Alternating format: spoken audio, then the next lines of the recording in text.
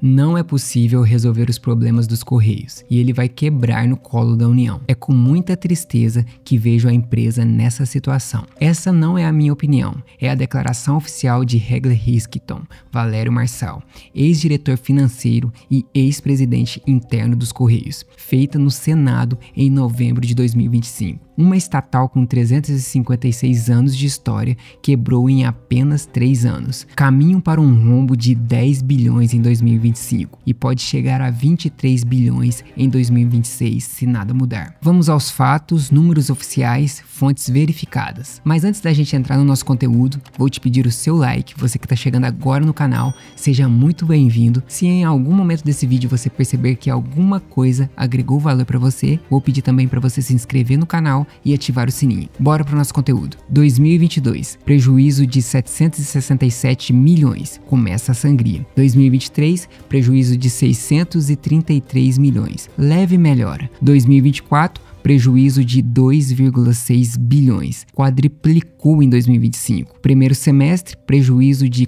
4,37 bilhões. 2025, projeção de 10 bilhões. 2026, se não tiver nenhum plano, 23 bilhões de prejuízo. São 12 trimestres consecutivos no vermelho, 3 anos sem ver a cor do lucro. O patrimônio líquido, negativo em 4,4 bilhões. A empresa deve mais do que tem. O fluxo de caixa, negativo em 750 milhões por mês. Cada 30 dias, 3/4 de bilhão evaporam. E tem mais, em julho de 2025, os Correios formalizaram o adiantamento de 2,75 bilhões em pagamentos, traduzindo calote técnico em fornecedores. Mas como uma empresa com 5.567 agências em todo o Brasil chegou a esse ponto? Simples, perdeu metade do mercado. 2020, Correios detinham 50% do mercado de encomendas. 2025, Correios tem apenas 25% do mercado. Metade do mercado sumiu em apenas 5 anos. Enquanto isso acontecia, FedEx investiu pesado e subiu de 10% para 20% do mercado. Mercado Livre criou logística própria ultramoderna. Shopee, Shein e AliExpress montaram operações no Brasil. Amazon expandiu centros de distribuição automatizadas. E os Correios continuam operando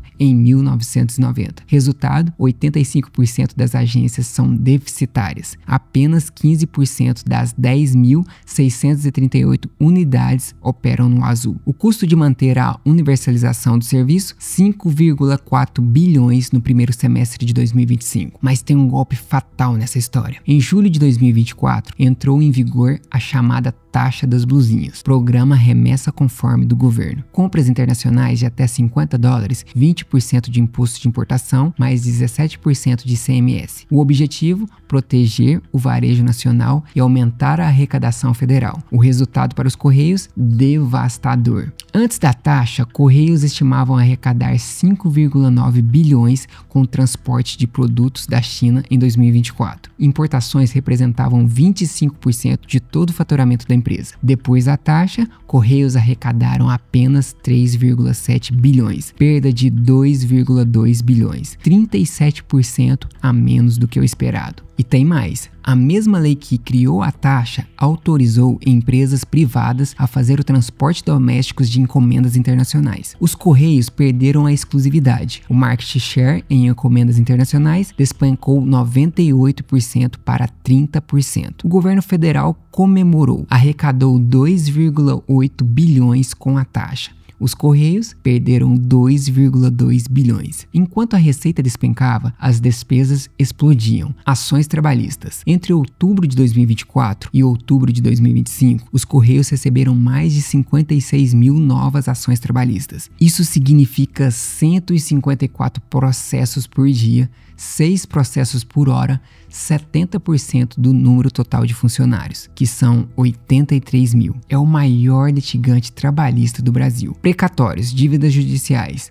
Segundo trimestre de 2024, 133 milhões. Segundo trimestre de 2025, 1,2 bilhão. Alta de 812%. Primeiro semestre de 2025, 1,59 bilhão. Alta de 498%. E sabe o que causou Sou parte disso? Acordos trabalhistas polêmicos. Em 2023, a gestão de Fabiano Silva, indicado pelo Grupo Prerrogativas, ligado ao partido do governo, desistiu de recorrer de uma ação de 614 milhões no TST. Historicamente, os Correios não fazem acordos trabalhistas. Isso mudou em 2023. O ex-presidente interino, Regler Risqueton Valério, foi direto. Acordos judiciais para o pagamento de causas trabalhistas sem o julgamento devido. Esses acordos judiciais ajudaram a colocar a empresa na situação em que ela se encontra. E tem um detalhe que faz você entender por que essa crise é tão profunda. Reajustes salariais em meio ao caos. 2022, governo Bolsonaro. Primeiro reajuste, 9,75%,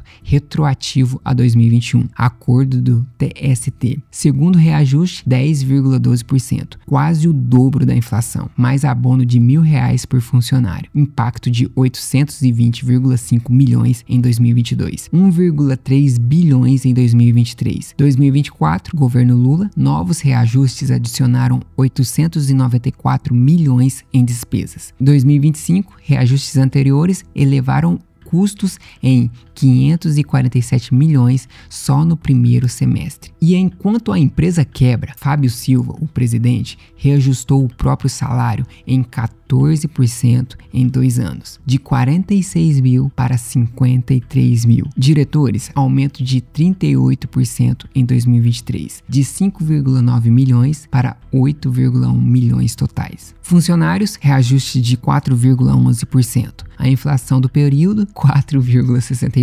E agora vem a parte que atinge você, contribuinte. O governo federal precisou contingenciar 3 bilhões de gastos em ministérios por causa dos Correios. Porque, pelas regras fiscais, quando as estatais ultrapassam o déficit previsto, o governo precisa compensar cortando verbas de outras áreas. A previsão original, déficit de 6 bilhões para todas as estatais em 2025. A nova previsão, déficit de 9 bilhões. Os Correios são responsáveis por 3 bilhões, ou seja, metade do rombo de todas as estatais é dos Correios. A solução? Pedir um empréstimo de 20 bilhões. Os bancos inicialmente propuseram juros de 136% do CDI, taxa considerada alta mesmo com o aval da União. Na segunda tentativa, os Correios baixaram para 10 bilhões e abriram para mais bancos. Prazo final, 25 de novembro de 2025. Se não conseguirem, 2025, 10 bilhões de prejuízo. 2026, 23 bilhões de prejuízo. Quebra inevitável. Então vamos resumir essa história. 12 trimestres consecutivos de prejuízo. Market share caiu de 50% para 25%. Taxa das blusinhas, perda de 2,2 bilhões. 154 ações trabalhistas por dia. Precatórios subiram 812% em um ano. Reajustes salariais enquanto a empresa sangra. 3 bilhões cortados de ministérios para cobrir o rombo. Empréstimo de 20 bilhões sendo negociado. Projeção para 2026, 23 bilhões de prejuízo sem mudanças. E o ex-presidente interino resume: não é mais possível resolver os problemas dos Correios. A pergunta que fica: quem vai pagar essa conta?